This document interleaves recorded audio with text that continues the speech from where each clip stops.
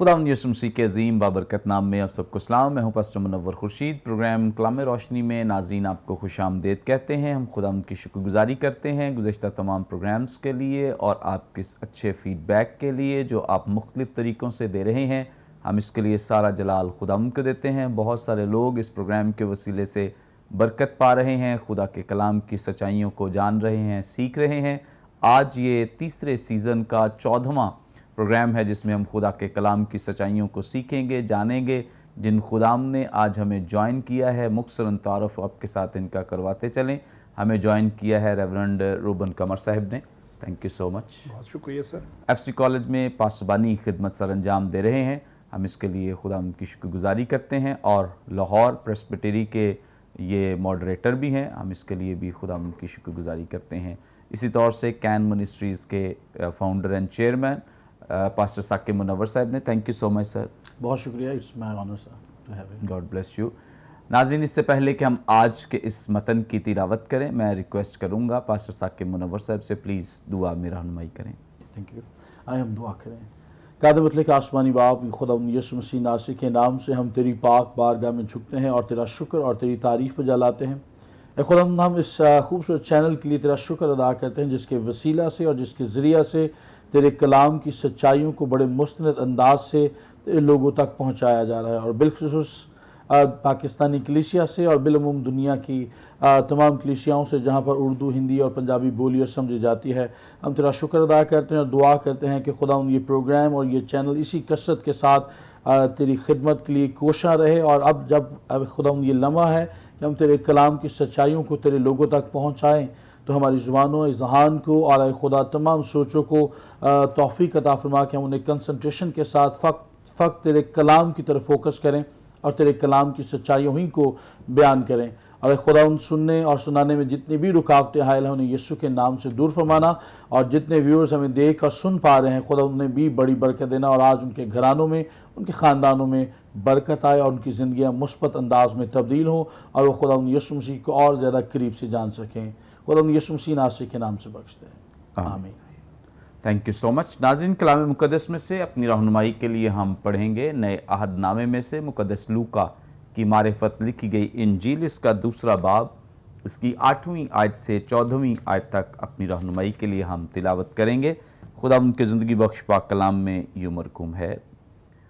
उसी इलाके में चरवाहे थे जो रात को मैदान में रहकर अपने गल्ले की निगहबानी कर रहे थे और खुदावंद का फरिश्ता उनके पास आ खड़ा हुआ और खुदावंद का जलाल उनके चौगिर्द चमका और वो निहायत डर गए। मगर फरिश्ते ने उनसे कहा, डरो मत, क्योंकि देखो मैं तुम्हें बड़ी खुशी की बशारत देता हूं जो सारी उम्मत के वास्ते होगी कि आज दाऊद के शहर में तुम्हारे लिए एक मुनज्जी पैदा हुआ है, यानी मसीह खुदावंद। और इसका तुम्हारे लिए ये निशान है कि तुम एक बच्चे को कपड़े में लिपटा और चरनी में पड़ा हुआ पाओगे। और यकायक उस फरिश्ते के साथ आसमानी लश्कर की एक गिरोह खुदा की हम्द करती और ये कहती जाहिर हुई कि आलम बाला पर खुदा की तमजीद हो और ज़मीन पर उन आदमियों में जिनसे वो राज़ी है सुलह। कलाम मुक़द्दस के पढ़े सुन जाने पे खुदा उनकी बरकत हो। आमीन। नाजरीन, यहाँ पे ख़ास तौर पे हमें ज़िक्र मिलता है कि खुदावंद का जो फरिश्ता है आज चरवाहों के पास इस खुशखबरी को लेकर गया है, क्योंकि खुदावंद यीशु मसीह ने जन्म लिया है और इस खुशखबरी को पहुँचाया जा रहा है मुख्तलिफ़ तरीक़ों से लोगों तक, ताकि लोग जो हैं, जो उदास थे, जो मायूस थे, जिनके अंदर बेयकीनी की सी सूरत हाल थी, उनको तसल्ली दी जाए, इत्मीनान दिया जाए, क्योंकि दुनिया की तसल्ली और तशफ़ी का जो सरचश्मा है वो दुनिया में तशरीफ़ फरमा है। सो इस एतबार से बहुत सारी सच्चाइयाँ हैं जो इस पैसेज में मौजूद हैं। हम ज़रूर आज कोशिश करेंगे कि ज़्यादा से ज़्यादा जो मुकाशिफ़ात हैं वो आप तक पहुँचाए जा सकें, और हमारा ईमान है आज के इस प्रोग्राम के वसीले से भी आप बहुत बरकत पाएंगे। सबसे पहले रेवरेंड रूबन कमर साहब से जानेंगे। जनाब, आप हमारी रहनुमाई फरमाएं। यहाँ पर लिखा है उसी इलाके में, तो ये एक तो इलाके का जिक्र कर दीजिए اور دوسری بات یہ کہ لکھا ہے جو رات کو میدان میں چرواہوں کا ذکر ہے جو رات کو میدان میں رہ کر اپنے گلے کی نگہبانی کر رہے تھے. بڑا مقبول یہ پیشہ ہے جو چرواہوں کا پیشہ ہے یہودیوں میں. اس کی وجہ کیا ہے؟ کیوں ہر گھر سے خواہش ہے کہ بچے جو ہیں وہ چرواہے بنیں؟ اس کے پیچھے کیا لاجک ہو سکتا ہے؟ بہت شکریہ پاسٹر منور صاحب. تمام دیکھنے والوں کی خدمت میں سلام عرض کرتا ہوں. اور جب آپ نے سوال کا ذکر کیا ہے جس میں ایک علاقے کا لفظ استعمال ہوا ہے 8ویں آیت میں، اور اس کے بعد چرواہوں کے بارے میں بھی سوال ہے، اس میں پہلے جو علاقے کا لفظ ہے اس پر ہم تھوڑی دیر کے لیے غور کریں گے. اور بہت دفعہ کلام مقدس کے مختلف الفاظ کو جو کہ بہت سی باتوں کو سمجھانے کے لیے لکھے گئے ہیں لیکن مختصراً لکھے گئے ہیں، ان سے استفادہ کرنے کے لیے یا ان کو سیکھنے کے لیے ہمیں کچھ اصول اپنانے پڑتے ہیں. جیسے اب یہ علاقے کا لفظ ہے، کون سا علاقہ ہے، تو اس کے لیے ایک تو یہ ہے کہ ہمیں جو بائبل مقدس ہے، جو حوالہ جات ہیں، ان کے جو کانٹیکسٹ ہے یا اس سے پہلے کے جو الفاظ لکھے گئے ہیں آیات، وہ بعض اوقات ہمیں موقع فراہم کرتی ہیں کہ ہم درست طور پر اس لفظ کے بارے میں جان سکیں یا اس لفظ کے پیچھے چھپے معنوں میں جان سکیں. تو اگر اس میں علاقے کے لفظ کو یونانی زبان میں دیکھیں، اس کے لیے لفظ ہے خورا، اور خورا کو مختلف معنوں میں استعمال کیا گیا، ملک میں بھی، پھر اس کے بعد ریجن کے لیے بھی یہ استعمال ہوا ہے، یعنی ایک ایریا، علاقہ، بڑا علاقہ، یا پھر ایک ایسا علاقہ جو کہ کسی شہر کو یا کسی گاؤں کو گھیرے ہوئے ہے. یہ تینوں معنوں میں یہ خورا کا لفظ جو ہے وہ استعمال ہوا ہے. اور اب اس لفظ کے معنی، گریک لفظ کے معنی کی روشنی میں اب ہم دیکھنے کے لیے جائیں گے کانٹیکسٹ میں، پس منظر میں، کہ وہ کون سا علاقہ تھا جس کو یہ جگہ گھیرے ہوئے تھی. اور اگر ہم مقدس لوکا کی انجیل کے 2 باب کی 4 آیت کو دیکھیں تو اس میں لکھا ہے کہ پس یوسف بھی گلیل کے شہر ناصرت سے داؤد کے شہر بیت لحم کو گیا جو یہودیہ میں ہے، اس لیے کہ وہ داؤد کے گھرانے اور اولاد سے تھا. یہاں پر میں نے گریک لفظ کے بارے میں بتایا کہ علاقے کو ایک معنی یہ بھی دے سکتے ہیں جو خورا لفظ ہے کہ کوئی ایسی جگہ جس نے کسی شہر یا گاؤں کو گھیرا ہوا ہے. اور کون سا شہر یا گاؤں کو گھیرا ہوا ہے وہ 4 آیت میں 2 باب کے میں پتہ چلتا ہے کہ داؤد کے شہر بیت لحم، جہاں پر یوسف اور مریم جو تھیں وہ وہاں پر گئی تھیں تاکہ وہاں پر اپنا نام لکھوا سکیں، کیونکہ اسم نویسی ہو رہی تھی اور وہ داؤد کے گھرانے سے تھے. اس کا مطلب یہ ہے کہ یہ علاقہ وہ جگہ تھی جہاں پر مقدس داؤد اور مقدسہ مریم موجود تھے، اور وہ علاقہ بیت لحم تھا.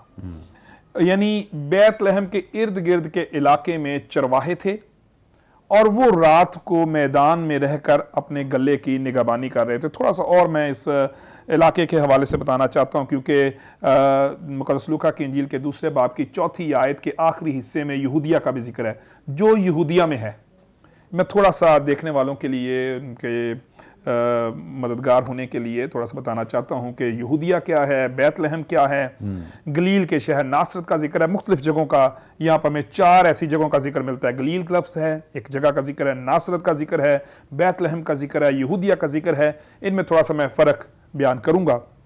خداوند یسوع مسیح کی پیدائش کے وقت ہیرودیس بادشاہ ہمیں ملتا ہے، لیکن ہیرودیس بادشاہ کی وفات کا ذکر بھی ہمیں مقدس متی کی انجیل کے 2 باب کی 19ویں آیت میں ملتا ہے کہ ہیرودیس مر گیا. پھر اس کے مرنے کے بعد اس کے 3 بیٹوں میں تقسیم کیا گیا اور 3 حصوں میں اس سارے علاقے کو، ریجن کو تقسیم کر دیا گیا. وہ 3 حصے یہودیہ اور سامریہ اور گلیل، یہ 3 صوبوں میں تقسیم ہوئی سلطنت ہمیں نظر آتی ہے کہ 3 صوبوں میں انتظام کے حوالے سے اس کو تقسیم کیا گیا کہ اس طرح سے انتظام چلایا جائے گا 3 حصوں میں تقسیم کرتے ہوئے. اور یہودیہ جو ہے یہ ایک صوبے کے حوالے سے بھی ہم اس کو دیکھ سکتے ہیں. اس کے علاوہ یہودیہ ایک ایسا علاقہ جہاں پر یہودی لوگ بستے تھے، اس کے حوالے سے بھی اس کو دیکھ سکتے ہیں. اور اس کے ساتھ ساتھ ایک صوبے کے طور پر بھی، اور 3 علاقوں میں، اور زیادہ تر خداوند یسوع مسیح کی جو خدمت ہے وہ گلیل کے علاقے میں ملتی. گلیل علیحدہ سے صوبہ تھا، سامریہ علیحدہ سے صوبہ تھا، اور ان 3 صوبوں کے ساتھ ساتھ اور جڑی ہوئی مختلف جگہوں پر ہی جو اسرائیل کے 12 قبائل تھے ان میں سلطنت جب کنعان کو فتح کیا گیا تو ان میں تقسیم کی گئی تھی. اور اس تینوں میں ہمیں انجیل مقدس گھومتی پھرتی ہوئی انجیل مقدس کے مختلف واقعات جو ہیں، خداوند یسوع مسیح کی جو خدمت ہے وہ نظر آتی ہے. گلیل میں یا پھر سامریہ میں کم ہے، لیکن ادھر یہودیہ میں پھر ہمیں نظر آتی ہے.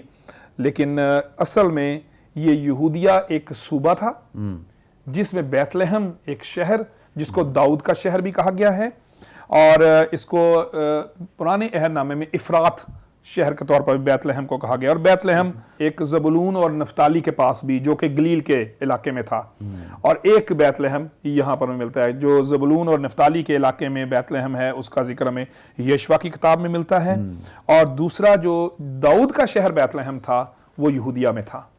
اور اس کے بارے میں ہم دیکھتے ہیں کہ یہاں پر ہی مقدس یعقوب نے اپنی اہلیہ، پیاری اہلیہ جس سے وہ بہت پیار کرتا ہے، راحیل کو دفن کیا، اور اس کا ذکر بھی اس نے کیا، اور اس کے نام کا ذکر بھی مقدس یوسف کے ساتھ اس نے اپنے بیٹے کے ساتھ بات چیت میں کیا کہ یہ وہ علاقہ ہے بیت لحم جہاں پر، جس کو افراط کہتے ہیں، اور جہاں پر راحیل دفن ہے. اس لیے یہ علاقہ جو تھا یہ داؤد کے گھرانے کے یا داؤد کے شہر کے نام سے بھی مشہور تھا، اور پھر اس میں ان کے آباء و اجداد جو تھے ان کی قبریں یا ان کا اس کے ساتھ ایک تعلق، کنیکشن بنتا تھا. اس لیے یہ شہر بڑا اہم تھا، اور یوسف اور کیونکہ داؤد کے گھرانے سے تھا اس لیے اس تعلق میں ہے، اور چرواہے اس کے ارد گرد تھے. اب ہم آتے ہیں چرواہوں کی طرف، جو کہ ایک پیشے کا آپ نے ذکر کیا ہے کہ جو چرواہے ہیں یہ پیشہ یہودیوں میں کیوں اتنا مقبول تھا. پھر ہم دوبارہ سے اس کے پس منظر میں یا پرانے عہد نامے میں چلے جائیں گے، اور پرانے عہد نامے میں اسرائیل کے آباء و اجداد کے حوالے سے دیکھیں گے کہ ان کا پیشہ کیا تھا، اور جو گلابانی ہے کیوں اسرائیل میں بڑی ہی عزت کی نگاہ سے، یا اس کو ایک جو اسرائیلی مائیں ہیں وہ بڑا اس کی خواہش رکھتی تھیں کہ ان کا جو اولاد ہے، ان کا جو بیٹا ہے وہ چرواہا بنے. اس کی کچھ وجوہات ہیں، ایمان سے جڑی ہوئی وجوہات بھی ہیں، خاندانی وجوہات بھی ہیں، کیونکہ کلام مقدس میں ہمیں بہت سے ایسے مقدسین ملتے ہیں جو اس پیشے سے منسلک تھے. مقدس ابراہم، پھر اس کے بعد مقدس یعقوب کا ماموں لابن، پھر اس کے بعد ہمیں اور بھی بہت سے مقدس داؤد بھی اسی طرح سے مقدس آموس نبی جو ہے وہ بھی چرواہے تھے.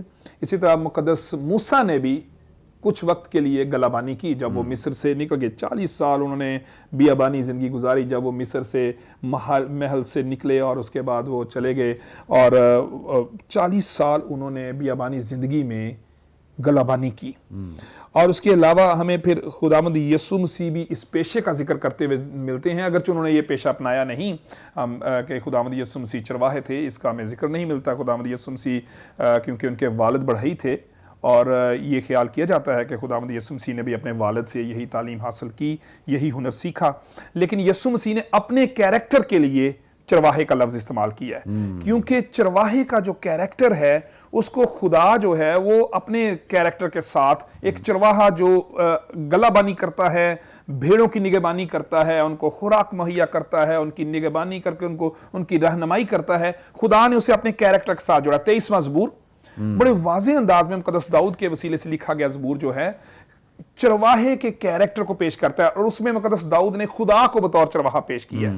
اس لیے جو چرواہے کا پیشہ ہے اس کو بنی اسرائیل عزت کی نگاہ سے بھی دیکھتے تھے، کیونکہ وہ اس پیشے کو خدا کی فطرت کے ساتھ جوڑتے تھے کہ چرواہے کی جو فطرت یا اس کا جو پیشہ، جو اس کی ذمہ داری ہے، وہ خدا کی فطرت ہے کہ جس طرح چرواہا خیال رکھتا ہے، نگہبانی کرتا ہے، حفاظت کرتا ہے، رہنمائی کرتا ہے، خوراک مہیا کرتا ہے، اسی طرح خدا بطور چرواہا انسانوں کی جو اس نے پیدا کیا ہے بھیڑوں کی طرح نگہبانی کرتے ہیں اپنے لوگوں کی. اس لیے بنی اسرائیل کے لوگ بڑے اس کے احترام کرتے تھے. اگرچہ یہاں پر جو چرواہے ہیں ان کے بارے میں یہ لکھا گیا ہے کہ جی یہ، اور ہم اس کے بارے میں اکثر جو کلام مقدس میں سے واعظ سنتے ہیں، پیغامات سنتے ہیں، اس میں یہ کہا جاتا ہے کہ یہ ایک معاشرے کا پسا ہوا طبقہ ہے، کیونکہ اس وقت اور یسوع کے دور میں اور بھی بہت سے پیشے جو تھے وہ پھیل چکے تھے. صرف گلابانی نہیں رہا. شروع میں جب یعقوب مصر میں آیا، جب یوسف وہاں پر تھا، تو اس وقت صرف پیشہ گلابانی تھا، اور اسی گلابانی کو بنیاد بنا کر جات میں نے جگہ دی گئی، کیونکہ جو مصری لوگ تھے وہ حیوانوں سے نفرت کیا کرتے تھے، اس لیے انہوں نے ان کو وہ لا کر دیا. یعنی اس وقت صرف ایک ہی پیشہ تھا. لیکن وقت گزرنے کے ساتھ ساتھ معاشرے میں جیسے جیسے تبدیلی آتی ہے، ترقی کرتا ہے معاشرہ، اور بھی پیشے آتے گئے اور خداوند یسوع مسیح کے دور میں اور بھی بہت سے پیشہ جات تھے، لیکن یہاں پر خاص طور پر چرواہا بہت قابل احترام پیشہ ہے. اور اس کے علاوہ اور بھی یہ قابل منافع اس لیے بھی تھا کہ قربانیوں کے لیے جانوروں کی ضرورت ہوتی تھی، اس لیے اور اس ایریے میں زیادہ گلہ بانی تھی یروشلم کے نزدیک ہونے کی وجہ سے، کیونکہ ہیکل میں قربانیاں گزرانی جاتی تھیں، ان کے لیے جانوروں کی ضرورت ہوتی تھی، اس لیے یہاں پر یہ ایک منافع بخش کاروبار تھا اور لوگ یہاں پر گلہ بانی کے لیے اور اس کو بطور پیشہ بھی لیتے تھے اور اس کے مزدور کے طور پر بھی لوگ یہاں پر کام کرتے تھے. پریز گاڈ. تھینک یو سو مچ. بڑی خوبصورت باتیں جو پادری روبن قمر صاحب نے ہمارے ساتھ شیئر کی ہیں، اور یقیناً یہ جو پیشہ ہے، جو چرواہوں کا پیشہ، اس لیے انہیں خاص ایک پیغام دیا گیا. دیکھیں کئی لوگ جو ہیں وہ اس پیغام سے محروم ہیں، لیکن خاص چرواہوں کو یہ پیغام دیا گیا ہے. میں ایک اور تفسیر بھی پڑھ رہا تھا کہ خاص طور پہ چرواہوں کو اس لیے بھی میسج دیا گیا ہے کیونکہ چرواہے جو ہیں یہ قربانی کے لیے جانور تیار کرتے ہیں، اور ایک لحاظ سے انہیں خاص پیغام دینے کا مقصد یہ ہے کہ اب جو حتمی اور فائنل جو قربانی ہے اب دنیا میں تشریف فرما ہے، اور اس کے بعد انہیں اس طرح کی قربانیوں کے لیے جانور تیار کرنے کی ضرورت نہیں پیش آئے گی. سو اس اعتبار سے بھی چرواہوں کو یہ میسج دینا جو تھا وہ بہت ضروری تھا، اس لیے چرواہوں کو یہ میسج اور پیغام جو دیا گیا ہے. بڑا خوبصورت بیان دیا ہے. تھینک یو سو مچ پادری صاحب. اور اسی طور سے ہم ثاقب منور صاحب سے جانیں گے. پاسٹر ثاقب صاحب، آپ ہماری رہنمائی فرمائیں. پہلی تو بات یہ ہے کہ یہ علاقہ جس کا ذکر ابھی پادری روبن صاحب کر رہے ہیں، ان کے مابین جو ڈسٹنس فاصلہ ہے اس کی بھی ذرا وضاحت کر دیں، اور ساتھ یہ بتا دیں کہ ہیکل کوئی بہت دور نہیں ہے. عام طور پہ خدا کا جلال ہمیں خیمہ اجتماع کے بعد ہیکل میں دکھائی دیتا ہے کہ خدا کا جلال نمودار ہوتا ہے اور لوگوں کو دکھائی دیتا ہے، لیکن آج یہ ہیکل میں جلال ظاہر نہیں ہو رہا، بلکہ بیابان میں چرواہے جہاں پہ اپنی بھیڑوں کی نگہبانی کر رہے ہیں وہاں پر ہمیں خدا کا جلال دکھائی دے رہا. اس کے پیچھے کیا وجہ ہو سکتی ہے؟ بہت شکریہ اس خوبصورت سوال کے لیے. تو اس کا سادہ سا جواب تو یہ ہے، جو اس علاقے کا فاصلہ ہے، ڈسٹنس ہے، وہ اگر ہم بات کریں تو 8.89 یعنی تقریباً 9 کلومیٹر کے لگ بھگ یہ فاصلہ تھا، اور اگر اس ہم میل میں بات کریں تو تقریباً 5.52 یعنی 5.5 کے قریب یہ میلوں میں فاصلہ تھا. تو یہ اس کا یہ سارا معاملہ تھا اس ڈسٹنس کے تعلق سے اگر بات کریں تو. خدا کا جلال جب ہم بات کر رہے ہیں کہ ہیکل میں ہی ظاہر ہوتا تھا، یا اس سے پہلے خیمہ اجتماع جسے ہم ٹینٹ آف میٹنگ بھی کہتے ہیں، وہاں پر ہی ظاہر ہوتا تھا. کیا سبب تھا کہ 5-6 میل دور یا 8-9 کلومیٹر کے لگ بھگ دور خدا کا جلال یہاں پر ظاہر ہوا؟ تو پہلی بات تو یہ میں عرض کرنا چاہتا ہوں، ہمارا خدا اس کی 3 بنیادی خاصیتوں میں سے یا اس کے کریکٹرسٹکس میں سے یا اس کے ٹریڈ مارک میں سے ایک خوبی یہ ہے کہ وہ اومنی پریزنٹ ہے، وہ ہر جگہ حاضر اور ناظر ہے. اس لیے اسے وہ لامحدود ہے، کسی ایک جگہ پر اسے محدود نہیں کیا جا سکتا. وہ زمان اور مکان کی قید سے آزاد ہے، اور جب اور جہاں اس کا جی چاہے وہ اپنا جلال ظاہر کر سکتا ہے، وہاں پر وہ تشریف فرما ہو سکتا ہے. پہلی بات تو یہ. دوسری بات، اگر ہم یہ دیکھیں کہ صرف ہیکل ہی میں کیا خدا کا جلال ظاہر ہوتا تھا، تو دیکھیں ابراہیم پر بھی خدا کا جلال ظاہر ہوا. ہم حضرت موسیٰ پر بھی خدا کے جلال کو دیکھتے ہیں، ان پر بھی یہ ظاہر ہوا. پھر بیابان میں جب ٹینٹ آف میٹنگ کی ہم بات کریں تو وہاں پر بھی خدا کا ابر چھایا رہتا تھا، اور جب خدا کا ابر کسی دوسری جگہ منتقل ہوتا یا وہاں سے ہٹتا تو پھر خیمہ اجتماع اور پھر بنی اسرائیل بھی وہاں سے کوچ کرتے. تو یہ بھی وہاں پر ہمیں دیکھنے میں ملتا ہے. پھر ہیکل میں جب سلیمان نے دعا کی اور ہیکل بننے کے بعد پھر اس نے یہ بھی دعا کی کہ جو کوئی اس طرف رخ کر کے دعا کرے، اے خدا تو اس کی دعا کو ضرور سننا. تو اس وقت سے ہم دیکھتے ہیں کافی دیر تک مستقلاً وہاں پر خدا کا جلال ٹھہرا رہا، جسے ہم عبرانی میں کبوت کہتے ہیں، اور یہاں پر چونکہ یونانی زبان استعمال ہوئی ہے تو اسے ڈاکسا ہم یہ لفظ استعمال کرتے ہیں. تو خدا کا جلال اس طریقے سے آگے موو کرتا رہا. معاملہ یہ ہے کہ بہت سارے لوگ اگر آپ اسے عہد حاضر سے جوڑیں، کیونکہ اگر میں صرف اس کی انفارمیشن اور ڈیٹیل میں چلا جاؤں تو وہ شاید عام لوگوں سے اسے علاقہ نہ رکھتی ہوں یا اس سے ان کی دلچسپی نہ ہو، لیکن سوال یہاں پر یہ پیدا ہوتا ہے کہ کیوں خدا کا جلال ہیکل کی بجائے یہاں پر ظاہر ہوا؟ تو اس سے مجھے اور آپ کو یا سننے اور دیکھنے والوں کو کیا اس کا اثر ہو سکتا ہے؟ آج بہت سارے لوگ رسمی طور پر عبادات کر رہے ہیں، चर्चेस से, गिरजाघरों से उनका ताल्लुक़ है। बहुत से लोग वैसे ही बाइबल मुक़द्दस का मुताला करते हैं, सिर्फ एक किताब के तौर पर या एक रवायत के तौर पर या बुज़ुर्गों के डांटने के तौर पर, लेकिन अंदर से वो खाली होते हैं। ना खुदा की हजूरी उनकी ज़िंदगी में होती है, ना खुदा का रूह उनकी ज़िंदगी में काम कर रहा होता है, और ना खुदा की मोहब्बत उनकी ज़िंदगी में जागुज़ां होती है। तो खुदा ऐसे लोगों से किनारा कशी इख्तियार करता है। तीसरा इसका ये था कि खुदा यीशु मसीह ने और खुदा ने इस लम्हा जब ये पैगाम दिया जा रहा है चरवाहों पर या चरवाहों के लिए, तो ये एक बड़ा पैगाम ये भी था कि खुदा यीशु मसीह को खुदा बाप बतौर चरवाहा भी इंट्रोड्यूस करवा रहा है, मुतारफ़ करवा रहा है, और सारी दुनिया तक ये बात चली जाए। और इसको फिर यूहन्ना की इंजील 10वें बाब में खुदा यीशु मसीह ने अपनी ज़ुबान अक़दस से दोहराया भी और कहा भी और ऐलान भी किया कि अच्छा चरवाहा मैं हूँ, और अच्छा चरवाहा अपनी भेड़ों के लिए अपनी जान देता है। इसराइली लोगों ने इसे सिर्फ अपने ज़ात तक, अपने कबाइल तक या अपने मुल्क तक महदूद कर दिया था, और वो इस जलाल को, खुदा की हजूरी को, खुदा की तमजीद को या खुदा के कामों को दूसरों तक पहुंचाने से कासिर रहे थे। और इसका बड़ा वाज़ेह सबूत हमें ये मिलता है कि हैकल में वो अहाता जिसे गैर अक़वाम का अहाता कहा जाता है, तकरीबन उसी जगह पर बहुत सारे उलमा मुत्तफ़िक़ हैं कि कारोबार किया जाता था। सराफा फरोश वहाँ पर होते थे, कबूतर और कुमरियाँ और जानवर बेचने वाले भी वहाँ पर मौजूद होते थे। तो एक तरह से उन्होंने अलामती तौर पर हैकल का दरवाज़ा गैर अक़वाम के लिए बंद कर दिया था।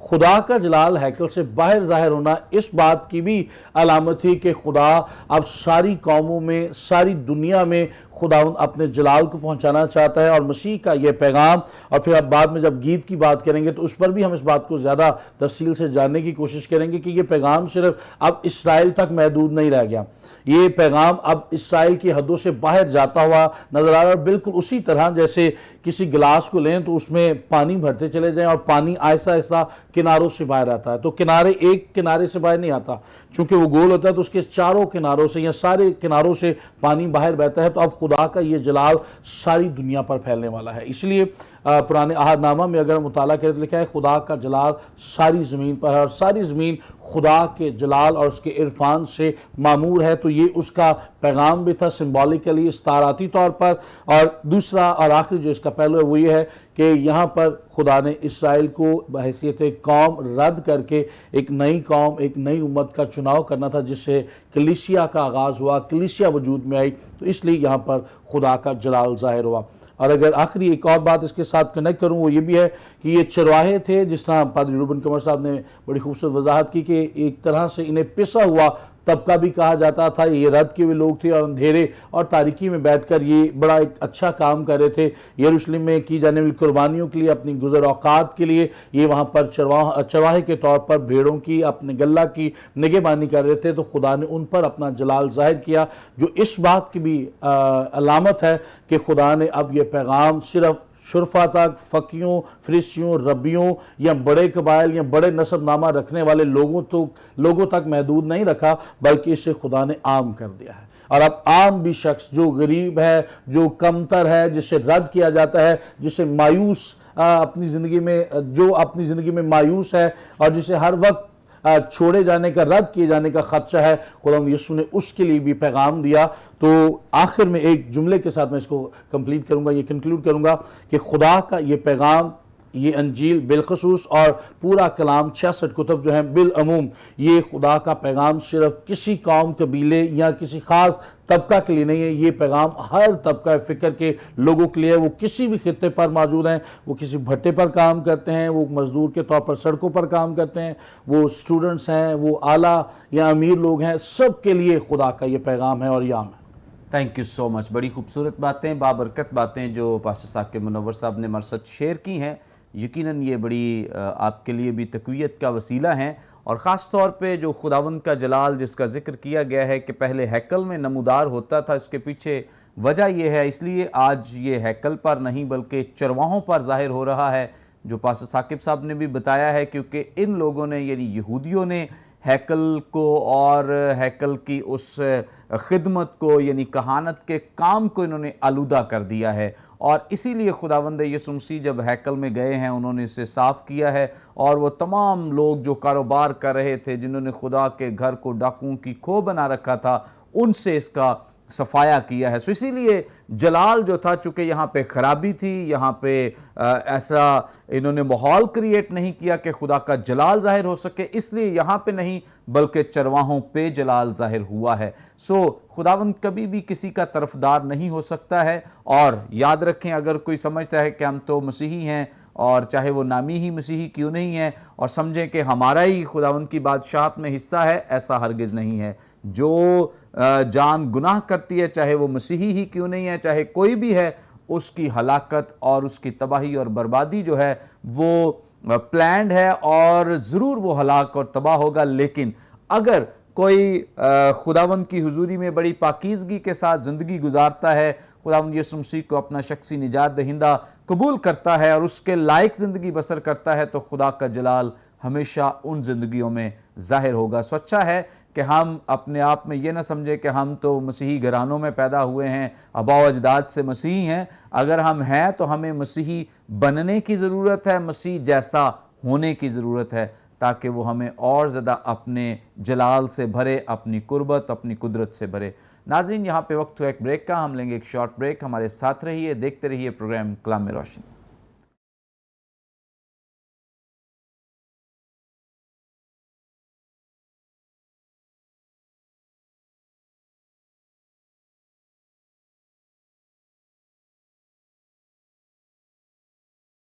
ویلکم بیک ناظرین, آپ دیکھ رہے ہیں پروگرام کلام روشنی. بریک پر جانے سے پہلے پاسٹر ثاقب منور صاحب بڑی خوبصورت بابرکت باتیں ہمارے ساتھ شیئر کر رہے تھے. آگے بڑھیں گے اور پادری روبن قمر صاحب سے جانیں گے. پادری صاحب, آپ ہماری رہنمائی فرمائیں. یہاں پہ ذکر ہے کہ جو فرشتہ جب نمودار ہوا ہے, یہاں پہ خداوند کا جلال ان کے چگر چمکا ہے, تو وہ نہایت ڈر گئے ہیں. ایک تو ڈر اور خوف جو ہے یہ وقتی ہے کہ وہ مطلب فرشتہ آیا ہے, obviously کوئی بھی ہو تو وہ خوف زدہ ہو سکتا ہے.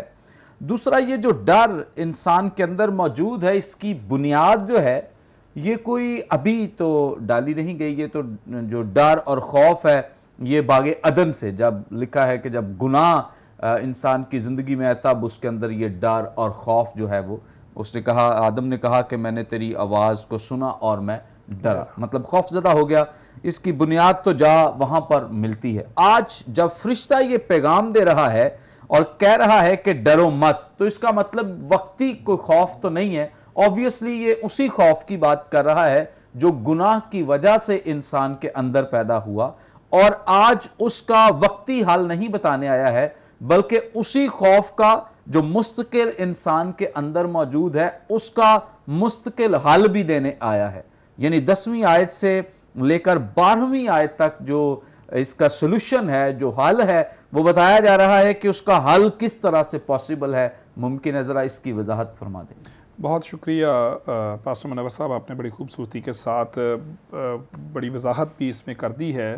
دیکھنے والوں کے لیے آسانی پیدا ہو گئی ہے, اور میں بھی اس میں کچھ اضافہ کروں گا.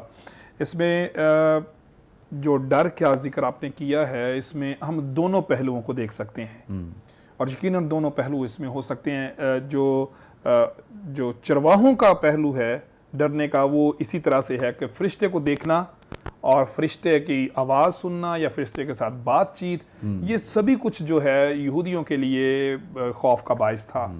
اور ہمیں پرانے عہد نامے میں ایسے واقعات بھی ملتے ہیں کہ خدا کو دیکھنا یا فرشتے, خدا کی آواز سننا, پیغام کو سننا یا فرشتے کے ذریعے سے پیغام کو سننا انسان کے لیے یا خاص طور پر یہودیوں کے لیے بڑا یہ خوف کا بھی, ڈر کا بھی باعث رہا ہے. لوگ ڈر جاتے تھے کہ کیا پیغام آ گیا, کوئی خطرناک خدا کا پیغام ہو سکتا ہے, کوئی غضب والا پیغام ہو سکتا ہے, یا ایک خدا ایک پاک ہستی ہے, فرشتے پاک ہیں, ان کو انسان کا دیکھ لینا یہ بھی ایک بڑا خوف تھا ان کے لیے. لیکن اس کے بعد جس روحانی خوف کا یا جو اصل خوف ہے جس کا ذکر آپ نے بھی فرمایا ہے, اس کو فرشتے اسی کو ایڈریس کر رہے ہیں. جو فرشتے ہیں وہ اسی خوف کو ایڈریس کر رہے ہیں. لیکن جو چرواہے ہیں ان کا ڈر جانا ایک فطری بات ہے کہ فطرتاً انسان کمزور بھی ہے, انسان نیچرلی ایسی باتوں سے, اچانک رونما ہونے والی باتوں سے یا فرشتے کے ظاہر ہونے سے ڈر جاتا ہے. لیکن فرشتوں نے حقیقتاً اسی طرف اشارہ کیا تھا جو انسان کا باطنی خوف ہے یا اس کا پس منظر گناہ کی وجہ سے, گناہ کا سبب ہے, جس کی وجہ سے انسان فرشتے کو دیکھنے یا خدا کی آواز کو سننے سے گھبرانا شروع ہو گیا. جو آدم اور حوا کا آپ نے ذکر بھی کیا کہ آدم اور حوا گناہ سے پہلے خدا سے نہیں ڈرتے تھے, خدا سے رفاقت رکھنے میں انہیں کوئی خوف نہیں تھا, خدا کی آواز کو سننے میں کوئی خوف نہیں تھا. لیکن جب گناہ کر لیا تو پھر اس کے بعد خدا کی آواز سننا بھی ان کے لیے ڈر کا باعث بن گیا. تو اصل جو سبب ہے وہ گناہ ہے, جس نے دوری کو پیدا کر دیا, جس نے جدائی پیدا کر دی, فاصلہ پیدا کر دیا اور محبت میں ایک رکاوٹ حائل کر دی, جس نے خوف پیدا کر دیا. لیکن وگرنہ جو محبت ہے اس میں رفاقت میں خوف نہیں ہے. لیکن جب دوری ہے, فاصلہ ہے گناہ کے باعث, تو پھر محبت کے درمیان بھی خوف حائل ہو گیا, جس وجہ سے فرشتہ اسی بنیادی وجہ کو ایڈریس کرتے ہوئے کہتا ہے کہ ڈرو مت, خوف نہ کھاؤ. کیونکہ اس خوف کا ذکر تو ہم اور بھی مختلف معنوں میں دیکھتے ہیں کہ یہودی لوگوں کے اس وقت حالات کیا تھے جب خداوند یسوع مسیح اس دنیا میں آئے.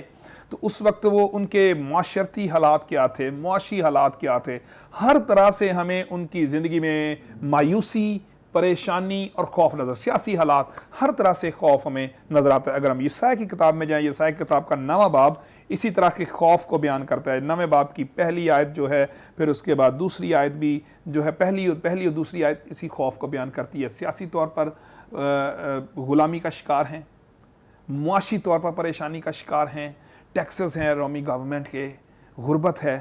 پھر اس کے بعد معاشرتی طور پر جو معاشرہ ہے طبقات میں بڑھ چکا ہے, زیادہ دولت والے جو لوگ ہیں, مذہبی طور پر یا مضبوط ہیں, انہوں نے اپنا ایک روب و دبدبہ بنایا ہوا ہے.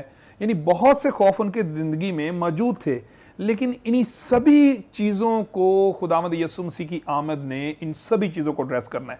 کیونکہ جب مقدس لوقا کی انجیل کے 4تھے باب میں جاتے ہیں تو خداوند یسوع مسیح یسایا کی کتاب کے 61ویں باب کی جو پیشین گوئی کو اپنے لیے بیان کرتے ہیں, وہ سیاسی, معاشرتی, مذہبی ہر طرح کے خوف سے رہائی یا ہر طرح کے بندنوں سے رہائی کی جو خوشخبری یسوع نے دی کہ یہ نوشتہ جو ہے جو آج پورا ہو گیا, یسوع نے اپنی آمد کے ساتھ جوڑا. تو اس کا مطلب ہے کہ ہر طرح کے خوف جو اس وقت ان کے ذہن میں موجود تھے, چاہے وہ روحانی ہیں یا دنوی ہیں, یسوع ان سب کو ایڈریس کرنے کے لیے, ختم کرنے کے لیے آیا اور فرشتہ اس کی خوشخبری دے رہا. فرشتہ یہاں پر کہہ رہا ہے کہ دیکھو میں تمہیں بڑی خوشی کی بشارت دیتا ہوں جو ساری امت کے واسطے ہے, یعنی سبھی کے لیے, سارے لوگوں کے لیے ہے. اور اس کے لیے جو یونانی لفظ ہے لاؤس, اس کا مطلب پیپل ہے, لوگوں کے لیے, سارے لوگوں کے لیے, کہ آج داؤد کے شہر میں تمہارے لیے ایک منجی پیدا ہوا ہے. اس میں ایک اور بڑی خوشخبری ہے, تمہارے لیے. انہوں نے یہ نہیں کہا کہ ہمارے لیے ایک منجی پیدا ہوا, فرشتوں نے تمہارے لیے ایک منجی پیدا ہوا ہے.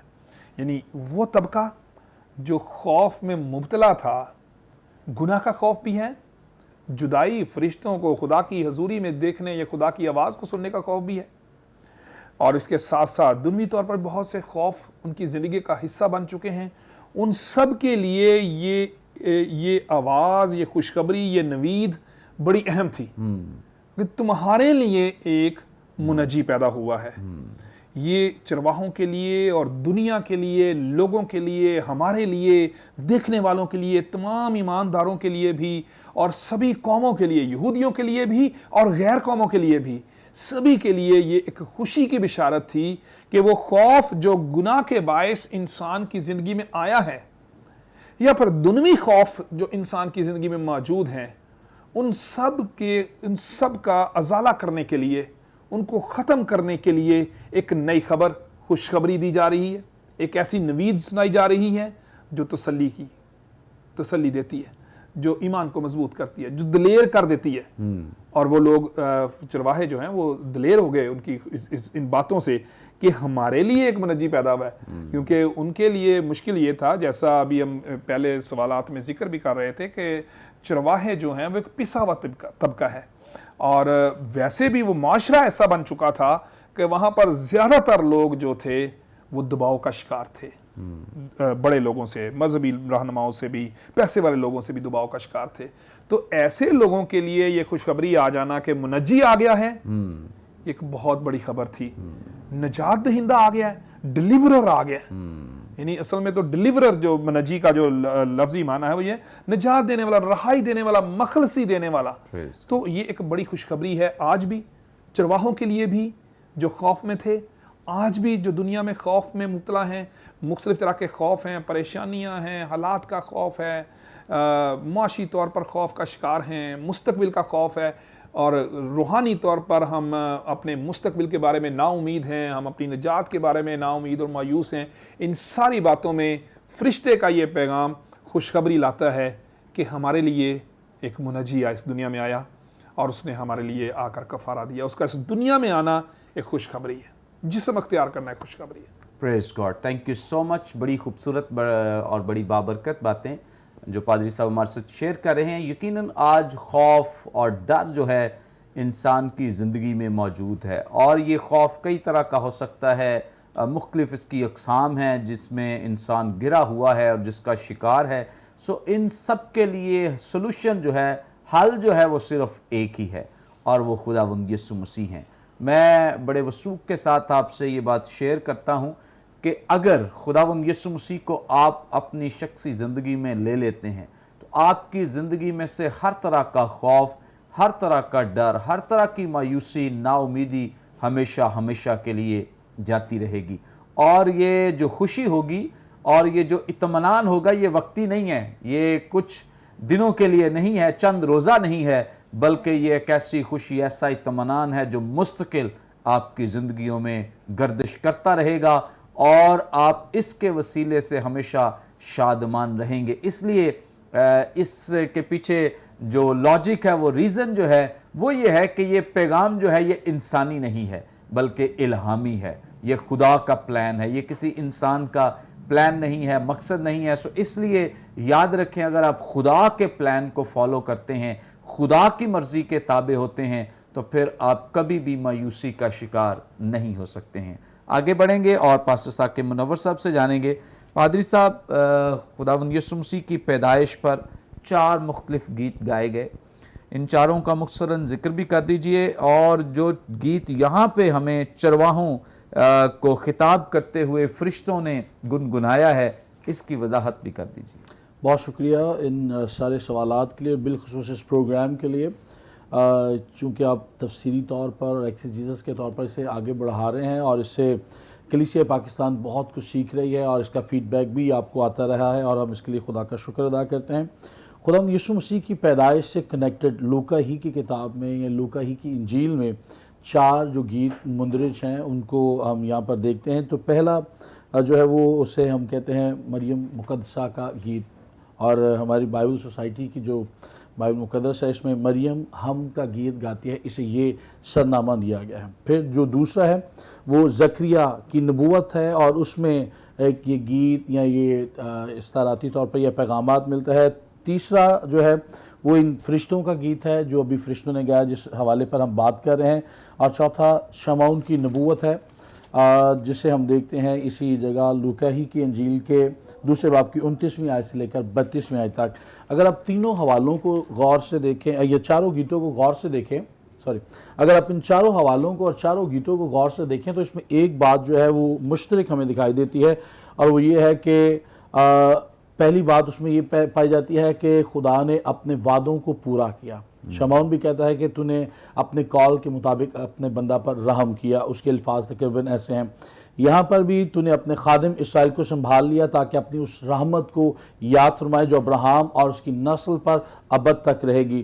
اور پھر جب ہم زکریا کے گیت یا نبوت کی بات کرتے ہیں تو وہاں پر بھی ہمیں یہ ملتا ہے، اپنے خادم داؤد کے گھرانے میں ہمارے لیے نجات کا سینگ نکالا، جیسا اس نے اپنے پاک نبیوں کی زبانی کہا تھا۔ اور یہاں پر بھی یہی بات ہمیں ملتی ہے۔ تو پہلی بات تو یہ ہمیں اس میں مشترک ملتی ہے۔ دوسری بات یہ ہے کہ خدا نے سب قوموں کے روبرو، سب لوگوں کے روبرو اس نجات کو تیار کیا۔ ایک اور طلب بات میں آپ کے ساتھ ضرور شیئر کرنا چاہوں گا کہ جلال اور بشارت دونوں ساتھ ساتھ چلتی ہیں، اور جس خادم کی زندگی میں اور جس ایماندار کی زندگی میں خدا کا جلال یا خدا کی حضوری نہیں ہے، خدا کی روح کی معموری نہیں ہے، اس کی زندگی سے، اس کی خدمت سے خدا کا جلال ظاہر نہیں ہوتا، خدا کا جلال نظر نہیں آتا، اور خدا کا جلال یا خدا کی حضوری اس کے ساتھ نہیں ہوتی، اس خادم، اس کلیسیا، اس ایماندار کی خدمت اور زندگی بے پھل ہے اور بیکار ہے۔ اب ان گیتوں کے تعلق سے اگر ہم بات کریں تو یہاں پر ہمیں پہلی بات تو بڑے واضح طور پہ ملتی ہے کہ خدا نے ان سب کے سامنے اپنا بازو جو ہے زور سے دکھایا ہے۔ یہ مریم حمد کا گیت گاتی ہے جو اپنے تئیں بڑا سمجھتے تھے، خدا نے ان کو پراگندہ کیا، اور ہم نے اس پری پروگرام میں یہ بات بھی شیئر کی تھی کہ خدا کا جلال کیوں ہیکل کی بجائے یہاں چرواہوں پر ظاہر ہوا۔ تو اس کے لیے یہاں پر خدا نے اس قوم کو، ان بڑوں کو رد کر کے عام لوگوں کو، جو کوئی قوم یا کچھ سمجھے نہیں جاتے تھے، خدا نے ان کو چن لیا۔ اور پھر پالوس آگے جا کے فرماتے ہیں ہم جو کوئی قوم اور کوئی امت نہ تھے، خدا نے ہمیں دور سے اپنے پاس نزدیک بلا لیا۔ پھر زکریا کی نبوت میں ہم دیکھتے ہیں کہ اس نے یعنی ہم کو ہمارے دشمنوں سے اور سب کینہ رکھنے والوں کے ہاتھ سے نجات بخشی۔ عمومی طور پر ہم اپنے ڈر کو یا اپنے ان دشمنوں کو جو جسمانی طور پر ہمارے مخالفین ہیں، ہم انہیں اپنا دشمن سمجھتے ہیں، لیکن یہاں پر 4 بڑے دشمنوں کی ہم بات کریں گے۔ پہلا دشمن ہے گناہ، دوسرا ابلیس، تیسرا ہے موت، اور پھر قبر۔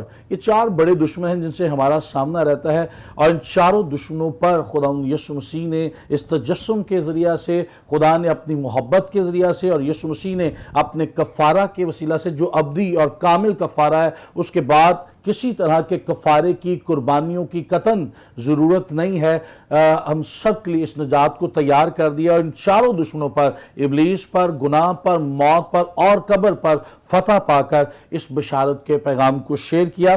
اور اس پیغام میں جو گیت گایا گیا ہے، جو فرشتے گا رہے ہیں، اس روحانی تاریکی جو تقریباً پچھلے 4000 سالوں سے ساری دنیا کو اپنی لپیٹ میں لیے ہوئے تھی، خدا کا جلال اس طرح ظاہر ہوا کہ وہ روحانی تاریکی جو ہے آہستہ آہستہ اب چھٹ رہی ہے۔ اور آپ دیکھ لیں پچھلے 400 سال خدا نے کسی نبی سے، کسی شخص سے کلام نہیں کیا، خدا خاموش رہا، اور اسی دوران میں یہ عبادت خانے اور فقی اور فریسی اور یہ تعلیم دینے کا نظام اور شریعت کی تفسیر اور تعویلیں اور احکامات کی تعویلیں جو ہیں وہ زیادہ رواج پاتی گئیں، ترویج پاتی گئیں۔ لیکن اب جب خدا نے اپنا کلام نازل کیا ہے، تو اگر ہم براہ راست بات کریں، اگر یوحنا اشتباغی کو ایک طرف رکھتے ہوئے بات کریں، تو یہ پہلی نجات کی یا خوشی کی بشارت جو ہے وہ ہمیں اس چرنی میں پڑے اس چھوٹے بچے کی صورت میں آتی ہے جو اپنی کلکار سے، اپنی خوشیوں سے، اپنی مسکراہٹوں سے بکھیر رہا ہے، اور یہ ایک طرح سے فتح کا نعرہ بھی ہے۔ ہم جب بات کرتے ہیں کہ فرشتوں نے جو گیت گایا وہ ہمارے لیے کس قدر معنی رکھتا ہے، تو عالم بالا پر خدا کی تمجید ہو، یہ ان کا پہلا لفظ تھا، اسی الفاظ سے یہ گیت شروع ہوتا ہے۔ تو اس کے بیٹے یسوع المسیح کے دنیا میں مجسم ہونے سے خدا باپ کو آسمان پر ہر درجہ جلال ملا، اور یسوع المسیح نے اپنی زندگی اور صلیبی موت سے خدا کی خوبیوں کو یعنی انصاف، تقدس، رحم اور حکمت کو جلال دیا۔ ہم نے خدا کے انصاف کو دیکھا۔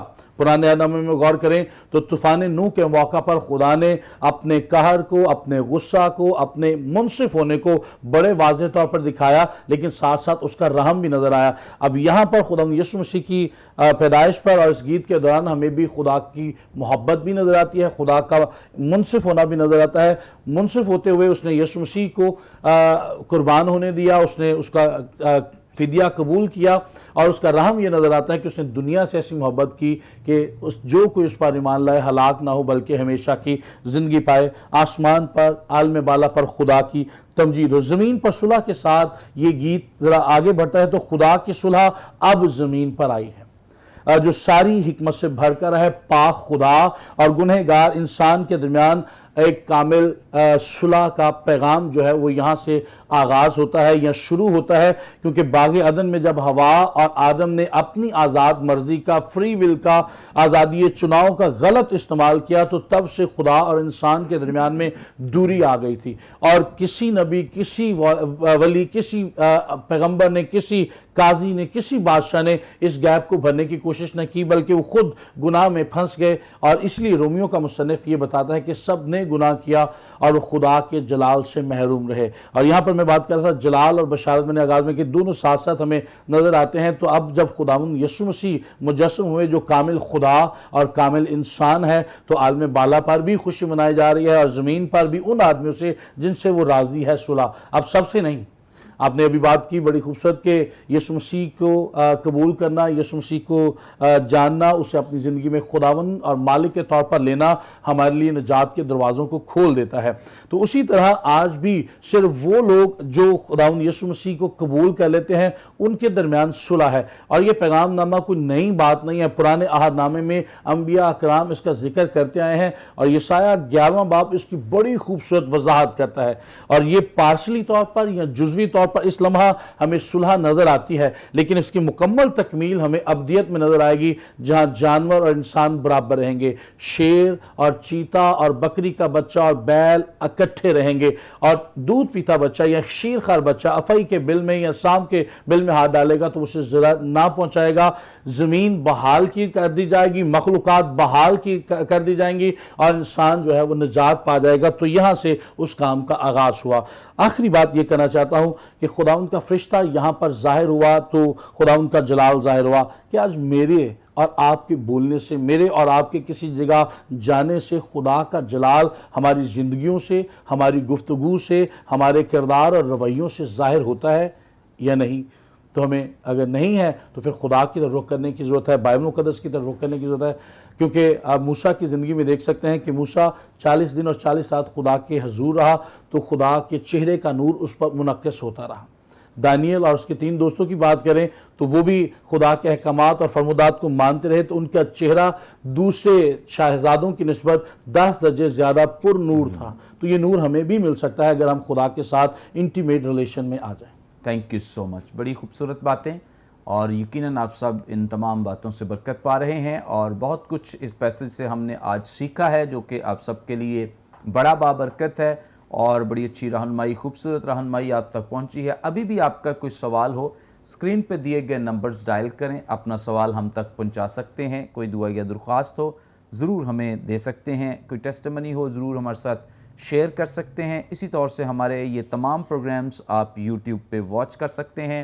یوٹیوب پہ واچ کرنے کے لیے برکت ٹی وی آفیشیل کے نام سے ہمارا چینل ہے، ضرور اسے سبسکرائب کریں، دوسروں کے ساتھ شیئر کریں، تاکہ زیادہ سے زیادہ لوگ جو ہیں وہ خدا کے کلام کی سچائی کو جان سکیں، سیکھ سکیں، اور دوسروں کے ساتھ اس خوشی کو شیئر کر سکیں۔ سو آپ ضرور ان تمام پروگرامز کو دوسروں کے ساتھ شیئر کریں، خود بھی برکت پائیں اور دوسروں کے لیے برکت کا وسیلہ ثابت ہوں۔ تھینک یو سو مچ پادری صاحب۔ بہت شکریہ سر آپ کا۔ تھینک یو پاسٹر صاحب۔ My honor, sir. God bless you. God bless you. ناظرین، آئندہ ایک نئے پروگرام کے ساتھ دوبارہ آپ کی خدمت میں حاضر ہوں گے، تب تک کے لیے اجازت دیجیے، دیکھتے رہیے برکت T V. God bless you all.